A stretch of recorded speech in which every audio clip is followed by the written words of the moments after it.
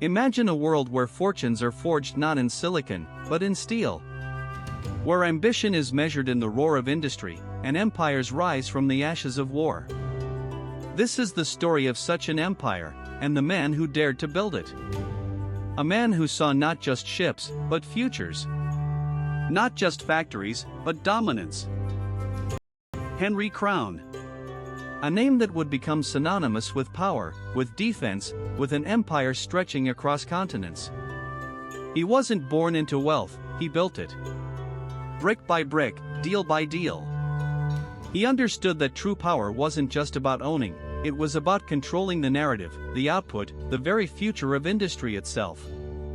His journey began far from the gilded boardrooms, in a world of grit and relentless hustle.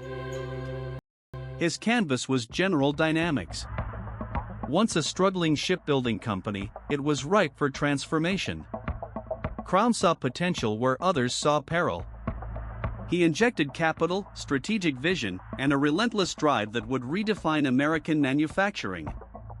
This wasn't just business, it was a declaration of intent, a bold challenge to the status quo. He was a master architect of conglomerates. Acquisitions were his tools, foresight his blueprint. He didn't just buy companies, he integrated them, creating a synergistic beast that could adapt, endure, and thrive. From aircraft to submarines, from tanks to missiles, General Dynamics became the beating heart of America's military might, a sprawling testament to one man's vision and relentless ambition. The world watched, awestruck. Crown's Midas touch seemed infallible. His influence extended beyond the boardroom, reaching into the corridors of power. He cultivated relationships, understood the intricate dance of government contracts, and positioned General Dynamics as indispensable. This was the pinnacle of strategic dominance, a seemingly unassailable fortress built on shrewd deals and military necessity. But with immense power, a subtle poison can creep in. The intoxicating allure of success. The quiet whisper of infallibility. In the gilded halls of General Dynamics, a seed of overconfidence began to sprout. The man who built an empire on meticulous calculation started to believe in destiny, that his judgment was beyond question, his vision always correct. The market shifted. The geopolitical landscape, always volatile, began to churn. Yet, within the fortified walls of General Dynamics, a new, audacious vision took hold. Not of incremental growth, but of a quantum leap. A gamble, cloaked in the guise of cutting-edge innovation, that would test the very foundations of Crown's carefully constructed empire. This wasn't just another acquisition, another strategic pivot. This was a bet. A monumental wager on an experimental weapons system, a project of staggering ambition and unprecedented risk. The kind of risk that could either elevate an empire to unimaginable new heights or drag it into the unforgiving abyss. A leap into the unknown, fueled by hubris. The project consumed resources with a voracious appetite. Millions, then tens of millions, poured into its development, dwarfing initial projections. Brilliant minds pushed the boundaries of engineering, striving to materialize a dream. But the machine remained elusive, temperamental, a ghost in the system. Doubts began to surface, quiet whispers of concern in the corridors of power, ignored by those blinded by the allure of a potential revolution. And then, the external pressures intensified. The government, the very entity that fueled General Dynamics' meteoric rise, began to tighten its grip. Scrutiny intensified. Regulations, once a distant hum, became a deafening roar. The era of unquestioned influence was waning. The ground beneath Crown's feet, once seemingly solid bedrock, was beginning to shift alarmingly. Internal dissent brewed. The immense financial burden of the failing project, coupled with the growing unease about the direction of the company, created fractures. Board members, once loyal, began to question the audacious gamble. The carefully constructed facade of unity started to crack under the immense strain of mounting losses and uncertain futures. The empire was showing its first signs of rot. The experimental weapon system, the jewel of this ambitious gamble, proved to be an unmitigated disaster. Prototypes failed. Tests were inconclusive, then outright disastrous. The dream of a technological marvel dissolved into a financial black hole. The immense investment yielded nothing but disappointment and mounting debt, a stark contrast to the Midas touch that had defined Crown's career.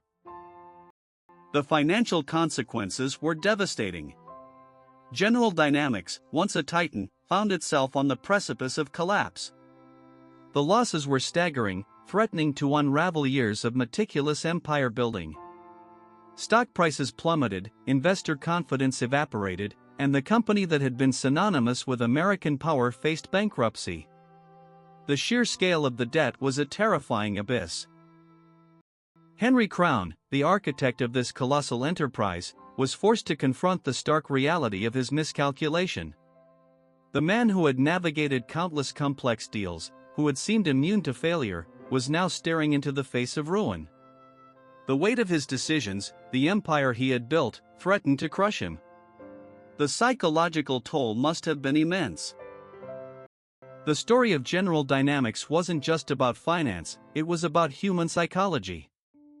It was about the intoxicating effect of immense success, the dangerous illusion of infallibility.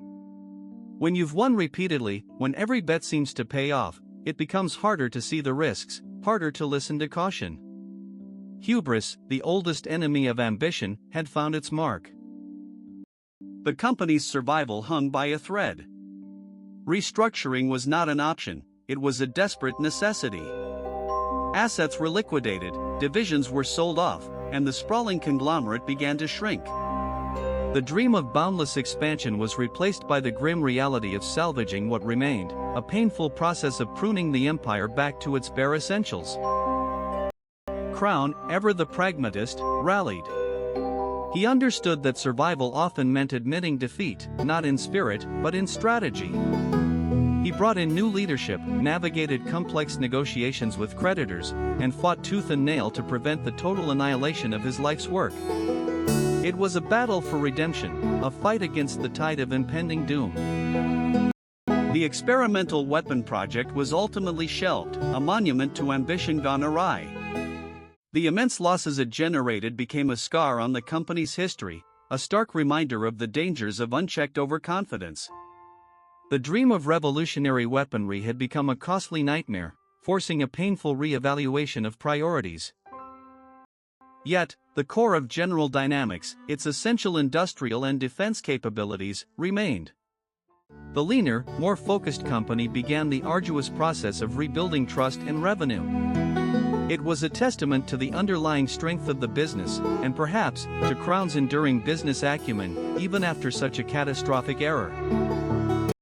The government contracts, the lifeblood of the defense industry, began to flow again, albeit with stricter oversight. General Dynamics, chastened but not broken, adapted. It learned to operate within tighter constraints, to deliver on promises, and to avoid the kind of monumental gambles that had nearly brought it down. A painful, but necessary, lesson in humility. Crown himself eventually stepped back, the immense pressure of leading the company through its darkest hour having taken its toll. His legacy was now irrevocably tied to both the colossal rise and the near-fatal fall of General Dynamics. A complex tapestry woven with threads of genius, ambition, and a critical, human error. The story of General Dynamics and Henry Crown serves as a timeless parable. It's a stark reminder that even the most brilliant minds can be susceptible to the siren song of overconfidence. Success can breed a dangerous complacency, a belief that the rules of risk no longer apply. The psychology of money is a powerful force. It can inspire incredible feats of creation and innovation, but it can also distort judgment, amplify ego, and lead to catastrophic decisions. The line between bold ambition and reckless hubris is often perilously thin. General Dynamics survived, it rebuilt, and it continued to play a significant role in global defense.